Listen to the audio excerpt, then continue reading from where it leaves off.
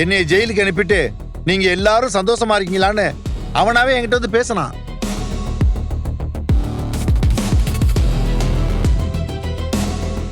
இத சொன்னா அவன் ஜெயிலேருந்து வந்தது தெரிஞ்சு நீங்க எல்லாம் பயப்படுவீங்க, பதட்டப்படுவீங்கன்னு தான் இதை பத்தி நான் உங்க யாருக்கிட்டையுமே சொல்லல.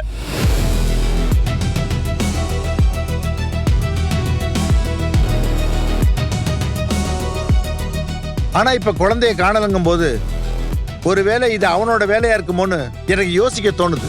டவுட்டே வேணாம் சித்தப்பா. இத்தனை நாள் ஸ்கூலுக்கு ஒழுங்கா போயிட்டு வந்துட்டு இருந்த குழந்தை அவன் உங்களை பார்த்த 2 நாள்ல காணாம போயிருக்கானா? கண்டிப்பா இது அவனோட வேலையா தான் இருக்கும். ஏப்பா, நாம தான் ஊர் மாதிரி வந்தோம்னா அவன் இங்க என்ன பண்றான்? நாம இங்க இருக்கிறது தெரிஞ்சு நம்ம கிட்ட பிரச்சனை பண்றதுக்காகவே அவன் இங்க வந்திருப்பான் தாத்தா.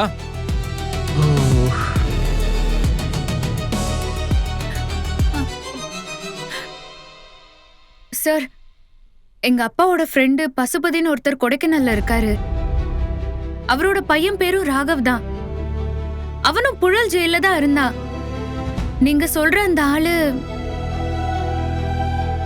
நாங்க சொல்ற ஆளும் கொடைக்கானல சேர்ந்தவர் தான்.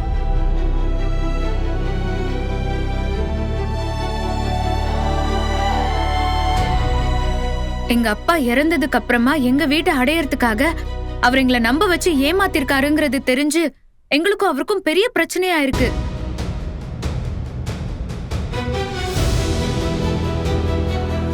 ஆனா கொடைக்கானல்ல இருந்து அவருக்கும் உங்க குடும்பத்துக்கும் என்ன சம்பந்தம்?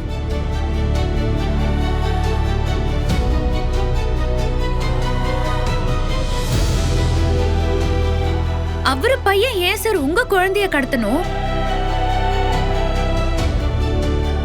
எல்லாம் நேரம்தான், வேற என்ன சொல்றது? சேரக்கூடாதவங்க கூட சேர்ந்தா இப்படிதான் நடக்கும். சித்தப்பா, இப்ப அவன் எங்க இருக்கான்னு ஏதாவது தெரியுமா? நான் அவன்கிட்ட பேசிட்டு இருக்கும்போது போன்ல யாருக்கிட்டயோ காஞ்சிபுரத்துல காமாட்சி நகர்ல அவன் வீடு இருக்கிறதா சொல்லி அட்ரஸ் சொல்லிட்டு இருந்தான்.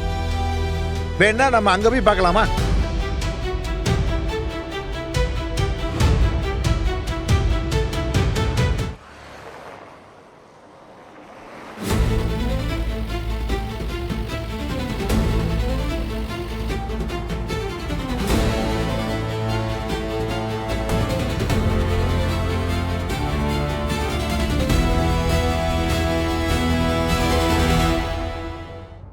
சார், குழந்தைய சீக்கிரமா கண்டுபிடிச்சிடலாம்ல?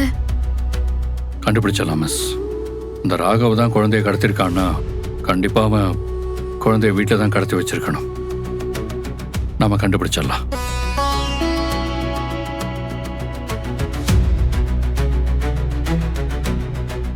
அந்த பசுபதியையும் ராகவையும் நாங்க அவ்வளோ நம்பணும் சார். ஆனா நாங்க நம்பிக்கை வச்ச அளவுக்கு எங்க குடும்பத்துக்கு அவங்க உண்மையா இல்ல.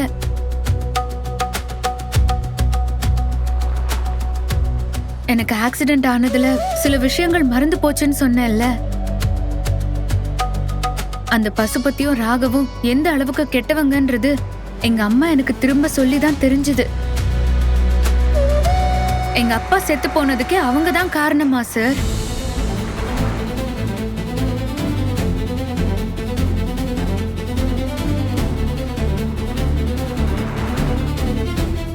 எங்களை ஏமாத்தி எங்க சொந்த வீட்டை வர எங்க கிட்ட இருந்து எடுத்துக்க பாத்திருக்காங்க. ஐயோ, இவ வேற நேரங்கட்ட நேரத்துல நமக்கு தெரிஞ்ச விஷயத்தெல்லாம் புதுசா சொல்ற மாதிரி நம்மகிட்டே சொல்லிட்டு இருக்கா பாரு.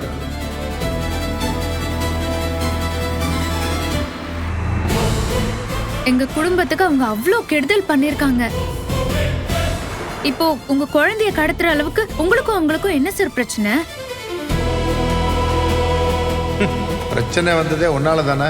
பண்றதெல்லாம் பண்ணிட்டு இதுல கேள்வி வேற.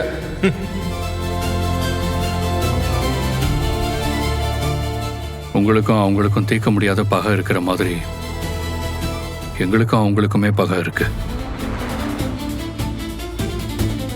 இன்னைக்கு என் ஒய்ஃப் என் கூட இல்லாம இருக்கிறதுக்கு காரணமே அந்த ராகவ் தான்.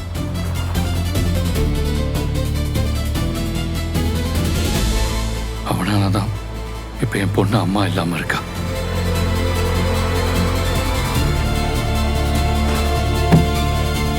அங்க தொட்டு இங்க தொட்டு கடைசியில என் பொண்ணைய தூக்குற அளவுக்கு வந்திருக்கான்னா இதுக்கு மேல அவனை சும்மா விடக்கூடாது. ஆமா சார், நம்ம ரெண்டு குடும்பத்துக்கும் இவ்ளோ கெடுதல் பண்ணவன என்ன ஆனாலும் நம்ம விடவே கூடாது.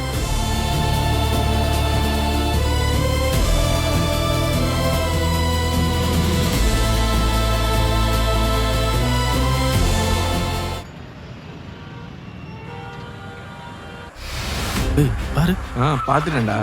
இதான் நினைக்கிறேன். இதுவா? யார் அது? தெரியலையே. ஏய் ராகவ் எங்கடா? எங்கடா? உன்கிட்ட எதுக்கு நாங்க சொல்லணும்? எவ்வளவு தைரியம் இருந்தா என் மேலே கை வைப்ப? ஏய் சொல்ல போறீங்களா இல்லையா? எங்கடா அந்த பொறுக்கிற ராஸ்கல்? உண்மையை சொல்லு. என் குழந்தைய கடத்தினது அவன் தானே? எங்கடா அவன்? இப்ப சொல்ல போறீங்களா இல்லையாடா? ஏய் பாசே, கையெடு. முதல்ல கையெடு மேல இருந்து. எங்கடா அவன்? நான் சொல்ற கையெடு. காலையில இருந்து அண்ணன் இங்க வரல. அவர் எங்க இருக்காருன்னு கூட எங்களுக்கு தெரியாது. நீ தேவையில்லாம இங்க வந்து பிரச்சனை பண்ணிட்டு இருக்காத. என்னடா உங்களெல்லாம் வெளியில காவலுக்கு வச்சுட்டு உங்க நொண்ண உள்ள பதுங்கிட்டு இருக்கானோ? வர சொல்லுடா. சார், அவர் தான் இங்க இல்லைன்னு சொல்றோம்ல. நான் சொல்றது நம்பிக்கை இல்லைன்னா வீட்டுக்குள்ள போய் செக் பண்ணி பாருங்க. இங்க நாங்க மட்டும் தான் இருக்கோம், வேற யாரும் இல்ல. இங்க இல்லடா, வேற எங்க தான்டா போனவன்? அதெல்லாம் எங்களுக்கு தெரியாது சார். இப்ப ஒழுங்கா உண்மையை சொல்ல போறீங்களா இல்ல போலீஸா வர சொல்லவா? சார், நீங்க போலீஸை வர சொன்னாலும் என்ன பண்ணாலும் எங்களோட பதில் தெரியாதுதான். வேணும்னா குழந்தை உள்ள இருக்காளான்னு செக் பண்ணி பாருங்க. தேவையில்லாம மேல எல்லாம் கை வச்சுட்டு இருக்காதீங்க, அப்புறம் சீனாயிடு பாத்துக்கோங்க. டேய் வாடா, கேட்ட போடுறா.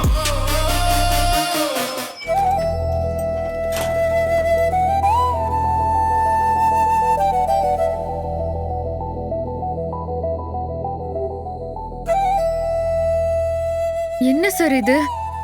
அந்த ராகவ் இப்போ இங்க இல்லனா வேற எங்க இருப்பா? அதாங்க எனக்கு ஒண்ணும் புரியல. அவனை எப்படி ட்ரேஸ் பண்றதுன்னு தெரியலையே.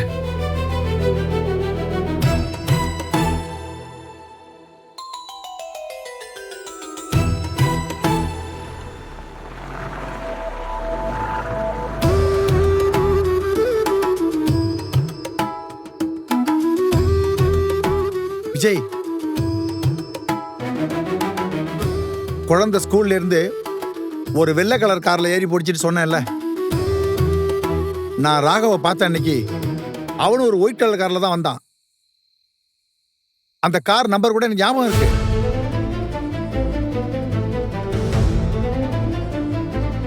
அந்த நம்பரை வச்சு டிபார்ட்மெண்ட் எனக்கு தெரிஞ்ச ஒருத்தர் மூலமா நாம அவனை ட்ரேஸ் பண்ண முடியுமான்னு பார்க்கலாம். ஆமா, வாங்க வாங்க போலாம். வாங்க போமா.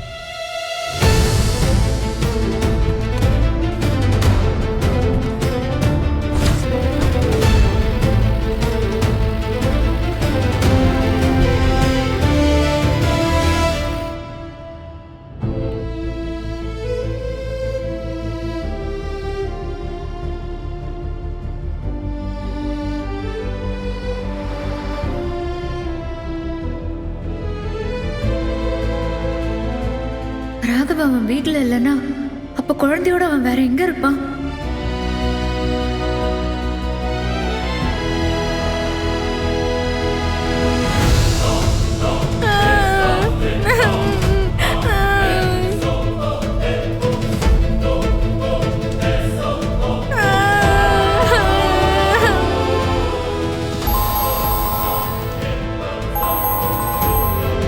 ஹலோ,